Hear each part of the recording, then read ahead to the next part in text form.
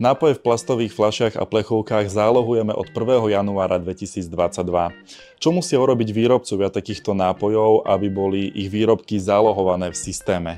Výrobcovia sa predovšetkým, ktorí umiestňujú nápoje v plastových fľašiach a plechovkách, musia registrovať v zálohovom systéme.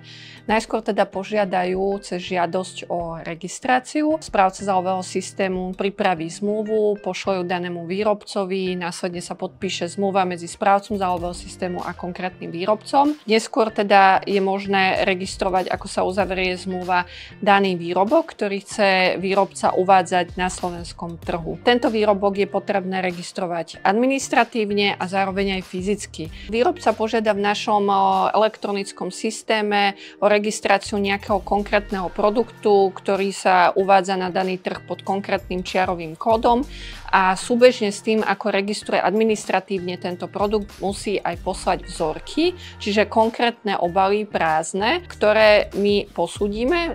Zašlú sa samozrejme aj dodávateľom zálohomatov, ktoré sa na Slovensku nachádzajú. Tí taktiež posúdia, či tento obal bude možné spotrebiteľom vrátiť a následne vlastne sa akceptuje celá registrácia. Je veľmi dôležité uviesť, že výrobcovia nesmú uvádzať na trh nápojové obaly predtým, než sa ukončí skutočne registrácia toho daného nápojového obalu. Ak sa chcete dozvedieť viac o fungovaní zálohového systému, navštívte slovenskozálohuje.sk.